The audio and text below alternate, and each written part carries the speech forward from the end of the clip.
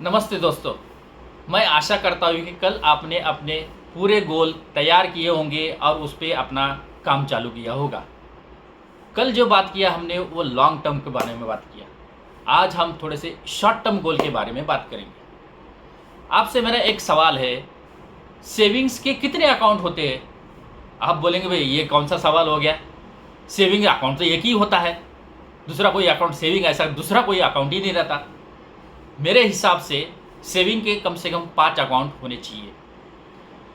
उसमें से पहला अकाउंट का नाम है इमरजेंसी फंड अकाउंट, दूसरा लाइफ एक्सपेंसेस अकाउंट, तीसरा लाइफस्टाइल एक्सपेंसेस अकाउंट, चौथा चैरिटी अकाउंट और पांचवा एजुकेशन अकाउंट। अभी इमरजेंसी अकाउंट में कितना अमाउंट होना चाहिए और कैसा यूज़ करते हैं उसको, उसका जवाब है इमरजेंसी अकाउंट में कम से कम 5-6 महीने का सैलरी उसमें जमा होना चाहिए। अपना इनकम 5-6 महीने का इनकम उसमें रहना चाहिए। वो यूज़ कभी करना है कि अपने पास जो भी कोई इमरजेंसी सिचुएशन आता है, अभी एक बहुत बड़ा इमरजेंसी सिचुएशन आके गया जिसको बोलते हैं हम कोरोना पैंडमिक।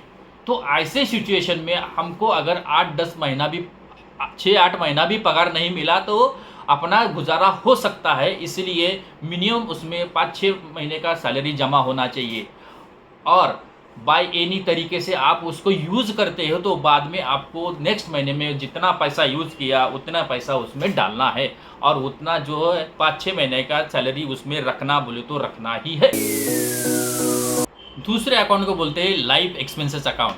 लाइफ एक्सपेंसेस का अकाउंट में आपका बच्चों का फीस हो गया, आपका टर्म इंश्योरेंस हो गया, आपका मेडिकल इंश्योरेंस हो गया, आपके टेलीफोन बिल्स हो गए और आपके सबसे इम्पोर्टेंट राशन का खर्चा हो गया। ये सब खर्चा जो है आपको लाइफ एक्सपेंसेस अकाउंट में से करना है। तीसरा अकाउंट है लाइफस्टाइल अकाउंट।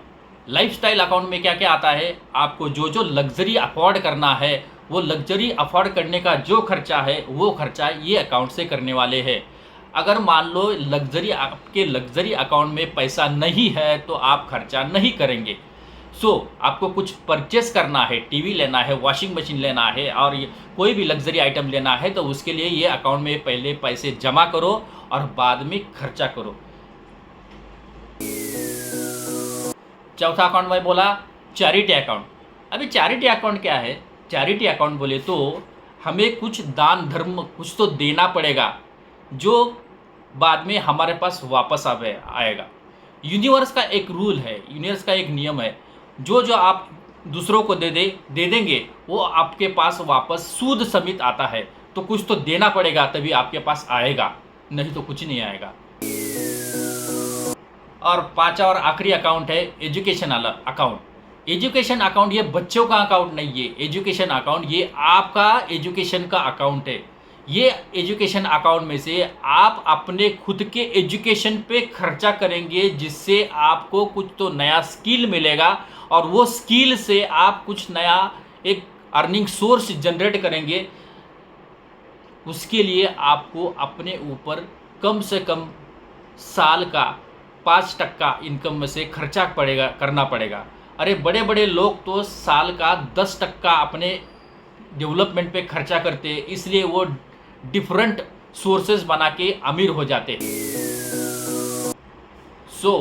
आपको जब आपका सैलरी होता है वो सैलरी आपको ये सब 5 अकाउंट में डिवाइड करके डालना है जो अपने आप का प्रोपोर्शन रखा है और वो जो खर्चा है इंडिविजुअल अकाउंट से करना है तो उसको आप प्रॉपर्ली ट्रैक कर सकते हो, मॉनिटर कर सकते हो।